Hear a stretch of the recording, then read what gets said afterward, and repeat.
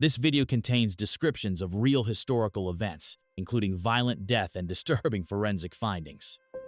All content is presented for educational purposes based on verified public records.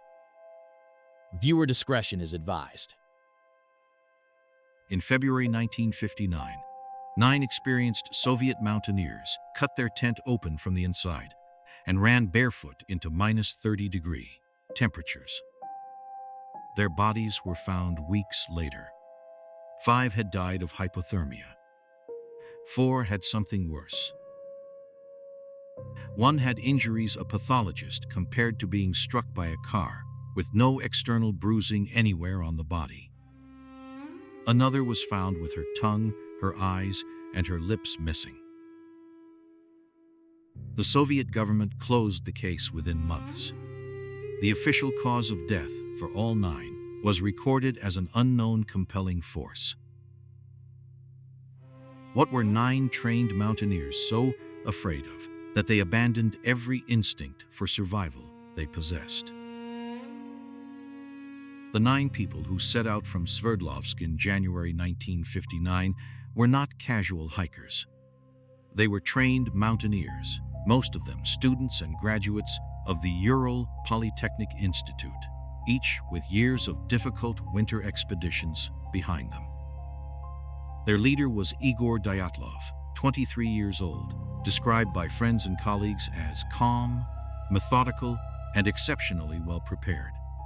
Among his group was a young woman named Zinaida Kolmogorova, whom many considered the most physically capable hiker of them all, and 7 others who had trained for exactly this kind of expedition. The oldest member was 37-year-old Semyon Zolotaryov, a veteran of the Second World War, who joined the group just days before departure as a late addition. He was the only member the others did not know well. He was also the only member whose body, when recovered, bore tattoos that investigators were never able to identify or explain. Their destination was a summit called Otorten, deep in the northern Urals. The route carried the highest difficulty classification in Soviet mountaineering, Category 3. The plan was 18 days, 300 kilometers of wilderness in temperatures that regularly fell below -40 degrees. On the 28th of January, the group left Vizhai, the last human settlement on their route. Photographs from those final days show them at ease, laughing in the snow, entirely at home in conditions that would kill all 9 of them within 4 days. By the 1st of February, deteriorating weather had pushed them off their intended course. They made camp on the exposed slope of a mountain the local Mansi people had named Kholat Syakhl. The name translates as Dead Mountain. They ate dinner. They settled in for the night. But what they could not have known yet was the group was due to send a telegram from Otorten upon arrival. It was standard safety practice. The telegram never came. Igor Dyatlov had written to his sports club before departure, promising a message by the 12th of February at the latest. When nothing arrived, friends and family pressured the institute to act. The institute delayed. It was not until the 20th of February, 8 days after the agreed deadline, that a search party was finally assembled and sent into the mountains. Soviet authorities had assumed the group had simply extended their route. They were wrong. What searchers found on the slope of Dead Mountain on the 26th of February has defined 67 years of investigation. The tent was still standing. The group's belongings were inside. Their food, their boots, their warm outer clothing folded. All of it left behind, as though the occupants had expected to return within minutes. But the canvas had been cut from the inside, deliberately, with a knife, in at least 2 places. Not torn by wind, not opened through the entrance. Cut by someone who needed another way out.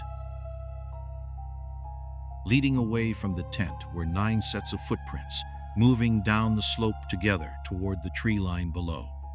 Some showed bare feet. Some showed socks only. None showed boots. The search party followed the prints 1.5 kilometers into the forest. There, at the base of a large cedar tree, they found the first 2 bodies. Yuri Doroshenko and Yuri Krivonishenko, both 23 years old, dressed only in their underwear. There were remnants of a fire. Branches had been broken from the cedar at 5 or 6 meters height, too high to reach without climbing, as though someone had gone up into the tree in the dark to look at something above the tree line. 3 more bodies were found on the slope between the cedar and the tent. Igor Dyatlov was found face down, clutching the trunk of a birch tree with both hands. Zenaida Kolmogorova was found 900 meters from the tent, frozen mid-crawl. Rustam Slobodin was found 480 meters from the tent. His autopsy would later note a small but distinct fracture in his skull, 1.5 centimeters long. The medical examiner attributed his death to hypothermia regardless. The fracture was recorded and set aside. The final 4 members of the group were not found until May. They were buried under 4 meters of compacted snow in a ravine 150 meters deeper into the forest than the cedar tree. And what medical examiners found when those bodies were recovered would rewrite every assumption the investigation had made. That single discovery had no explanation in 1959. It still has very few today. The 5 hikers found on the open slope had died from hypothermia. Exposed, underdressed, in temperatures far below freezing, they had simply lost the ability to generate body heat. That was a comprehensible cause of death, even if the circumstances that produced it were not. The 4 found in the ravine were different. Nikolai Thibaut Brignol had a fractured skull. Semyon Zolotaryov had 5 broken ribs on his right side. Lyudmila Dubinina had 6 fractured ribs, 3 on each side. The Soviet pathologist report described the force required to produce these injuries as comparable to being struck by a car traveling at high speed. Yet none of the 4 bodies showed the external bruising, abrasions, or torn skin that such force would normally leave behind. The damage was entirely internal. And then there was what had happened to Lyudmila Dubinina's face. Her tongue was gone. Her eyes were missing. Her lips were absent. Parts of her diaphragm had been removed. The Soviet pathologists attributed this to decomposition accelerated by water submersion in the ravine. Later forensic analysis, conducted decades after the case files became partially available, challenged that conclusion directly. The question of what happened to Lyudmila Dubinina has no settled answer today. It may never have one. Investigators also found that several garments recovered from the ravine victims tested positive for elevated radiation. Between 300 and 600 counts per minute on specific items, including the sweater of one victim and fabric wrapped around another, compared to normal background levels of 15 to 30 counts.